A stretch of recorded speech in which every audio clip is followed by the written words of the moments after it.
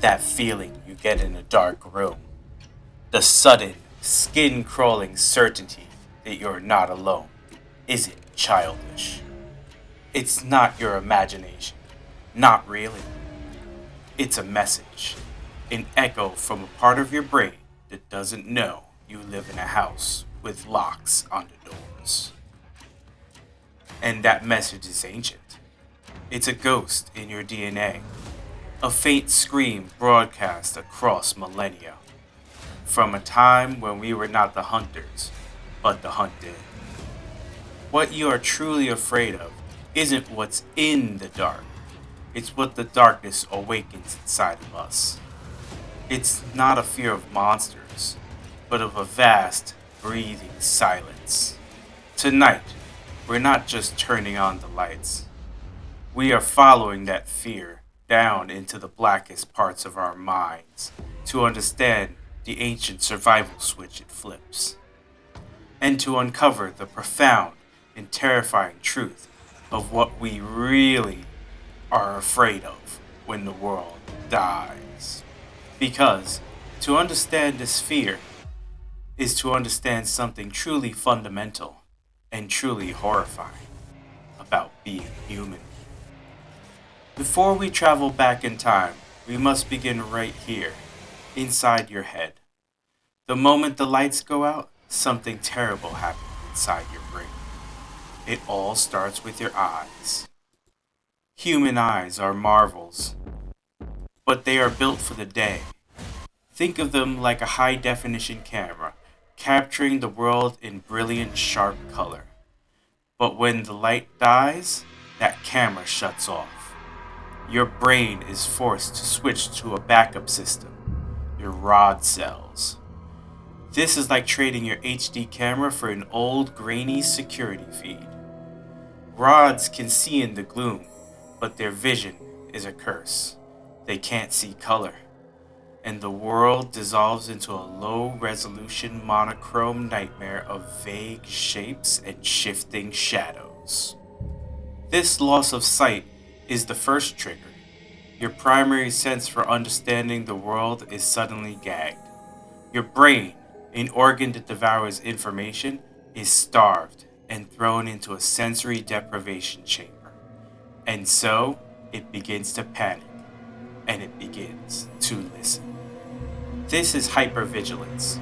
Your brain is suddenly, desperately trying to find information, so it cranks the sensitivity dial on your hearing all the way up.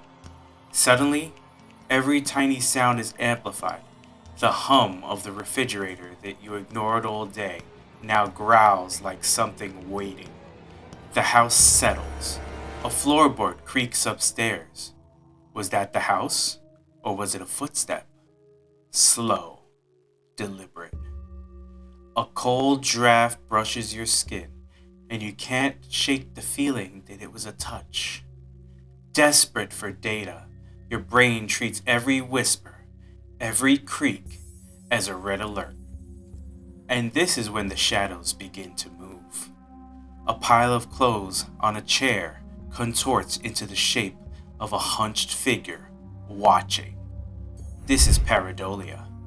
Your brain is playing a frantic game of connect the dots with the fuzzy shapes in the room. But in the dark, it doesn't draw a star or a house. Its first and only instinct is to draw a monster in the black. But why? Why is the brain's default setting in the dark pure terror? To answer that, we have to go deeper into the ancient almond-shaped core of your fear, the amygdala. The amygdala acts like your brain's smoke detector. It's a primitive, automatic threat detection circuit. It's what makes you recoil from the sudden movement in your periphery, milliseconds before you consciously recognize what you saw. And here's the critical part. Light keeps this primal beast sedated. Studies have shown that light reduces activity in the amygdala. It's like a calming hand on its shoulder, strengthening the connection to your rational mind. The part that says, calm down, it's just the wind. When the lights go out, that hand is removed. The leash snaps. Suddenly, your rational brain is cut off, and your amygdala is alone at the controls. It hears a creak and sees a blurry shape, and it slams the emergency alarm. Your heart hammers. Your breathing becomes shallow. Your muscles coil, ready to spring. You are now biologically primed for a threat that is in all likelihood not there. This isn't a flaw, it's a feature. Your fear of the dark isn't irrational. It's a perfectly tuned biological weapon doing exactly what it evolved to do. The problem is, it was designed for a world that no longer exists. A world where the things that lurked in the dark weren't imaginary. They were real. They were hungry. And they were hunting you. To truly understand the why, we have to rewind the clock hundreds of thousands of years. Forget your home. Forget your city. Picture the open savannas of Africa under a vast, star-filled sky. In the daylight, we were becoming clever, but when the sun bled out on the horizon, the world no longer belonged to us.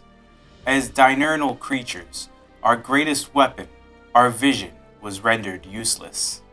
And for the true masters of the night, the hunt was just beginning. This was the age of silent, skulking things, for which we were not a threat, but prey. Things with claws and teeth that owned the night. A compelling evolutionary theory suggests our survival strategy was brutally simple: to be silent, stay hidden, and be terrified. That dread that floods your mind in a dark basement was an evolutionary imperative. It wasn't a bug. It was the ultimate survival software. The theory is that individuals who jumped at every snapping twig, whose hearts hammered at every shadow, were the ones who stayed awake and stayed alive. They were the ones who weren't dragged screaming from their shelters. The ancestors who were calm, the ones who weren't irrational about a strange sound in the night, they were simply erased from the gene pool. We are the descendants of the paranoid. We carry the genetic memory of our ancestors who survived because they were afraid of the dark. That feeling is an instinct that screams, darkness equals vulnerability, and vulnerability equals death. This isn't just a story. A chilling study analyzed lion attacks in Tanzania. It found the vast majority of attacks happened after sunset, but the truly terrifying pattern was when. The attacks peaked in the darkest part of the lunar cycle, specifically in the 10 days after a full moon, when the moon rises late, plunging the early evening into absolute blackness. The lions, hungrier after the bright nights, learned to wait for the dark. They used pitch black as a shroud. Between 1988 and 2009, in that one area, lion attacks rose. Lions attacked over 1,000 people. This isn't ancient history. This is the same evolutionary meat grinder, still at work. This deep-seated dread also explains why it's so common, so potent in children. A fear of the dark is a normal developmental stage, peaking at around ages 4 to 6. From an evolutionary perspective, a small, curious child is the most vulnerable. A paralyzing fear of the dark was a vital leash, stopping a child from wandering away from the fire and becoming a meal. In some, this fear becomes a crippling phobia known as nyctophobia. But for most of us, it's just a low-grade gnawing anxiety. It is the ghost of a survival mechanism we can't turn off. It's a Stone Age brain trapped in a modern world, on high alert for savanna lions, even when the only real threat is stubbing your toe on the way to the bathroom. So our brains are hardwired for fear, and our ancestors were hunted in the dark. That explains the biological terror, the pounding heart, the feeling of being watched. It is a survival instinct. But if that's all it was, we could dismiss it. We could say, it's just my amygdala, and roll over. But we don't. The fear feels deeper, more absolute. That's because the biology and what the evolution have to say are only half the story. It's how and the why, but it isn't the what. What we are really afraid of. If you feel compelled to dig past the easy answers and find what's buried underneath, consider subscribing. We don't just scratch the surface. Now, let's return to the darkness. If the fear of the dark is just an old instinct, why does it feel so bottomless? Why does it stain our art, our literature, our nightmares? Because what began as a fear of something in the dark has mutated into a fear of the nothing in the dark. It has become a living metaphor for our most sacred human anxieties. When the lights go out, we don't just lose our sight, we lose our world. The predictable reality we command simply dissolves. Darkness is the physical manifestation of the unknown. And our brain, which is essentially a prediction machine, hates an information vacuum. It's like a brilliant detective who has been put in a room with no clues. Desperate to solve the case of what's out there, it starts inventing subjects and inventing suspects. And it always invents its worst fears. In the light, we maintain the illusion of control. Darkness rips that illusion away. We become trespassers in our own homes, no longer masters of our own domain. This helplessness is a powerful mirror for a much deeper existential dread. The fear. This leads us to an even more unsettling truth. The darkness isn't just a metaphor for the unknown. For many, it's a metaphor for the ultimate unknown, non-existence. Darkness is a sensory rehearsal for death. It is an absence, a quiet, suffocating nothingness that echoes the great oblivion many of us fear is waiting.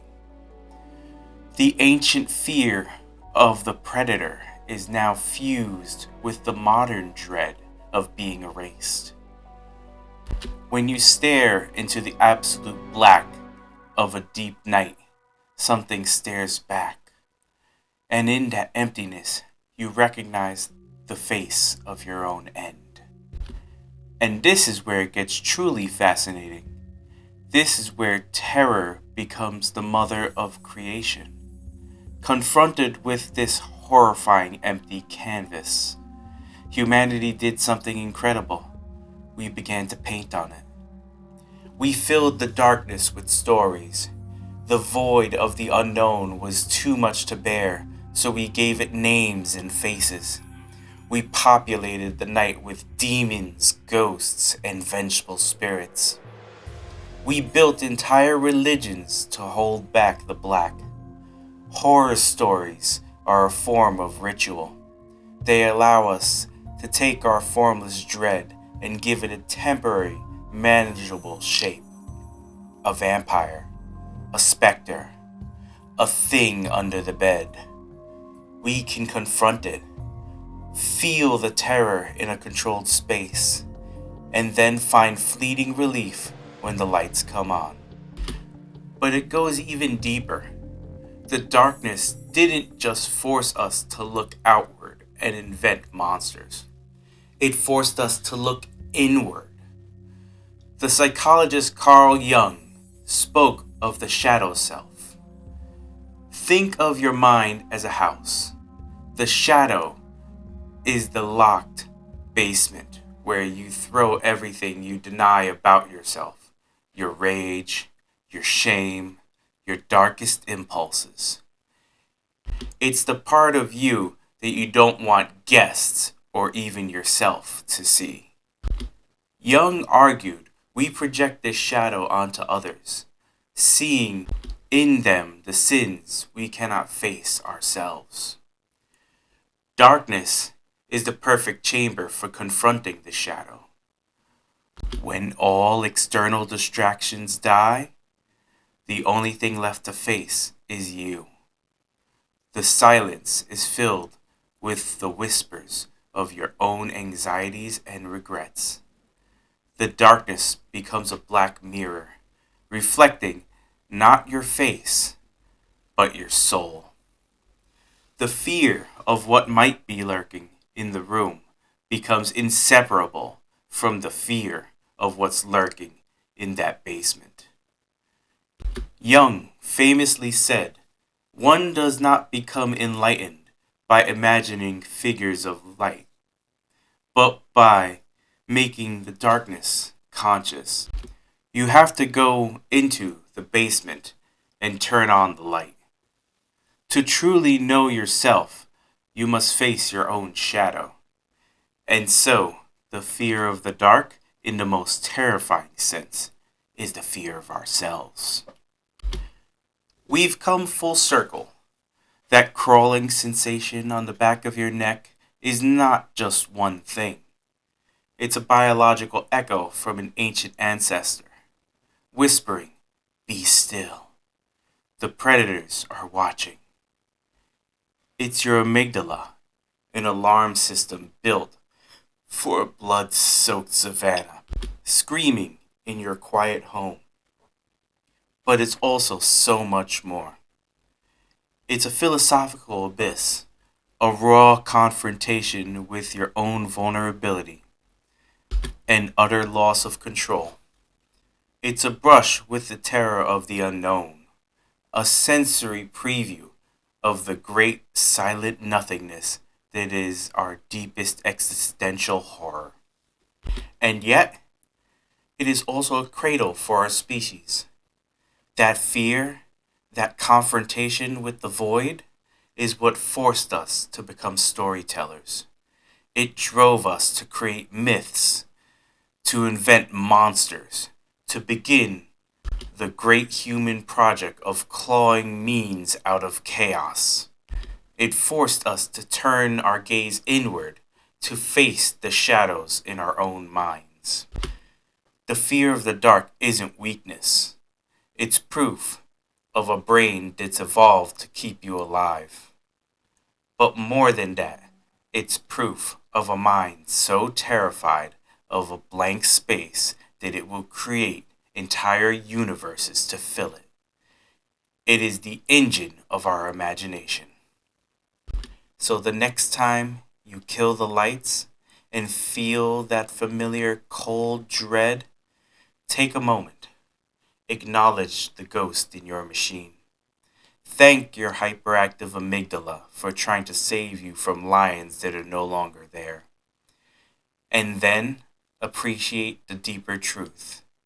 You are not just afraid. You are standing at the very birthplace of human terror and imagination. You are not confronting a monster in the shadows. You are confronting the very thing that makes us human. The infinite, terrifying, and beautiful void of the unknown. Thank you for watching.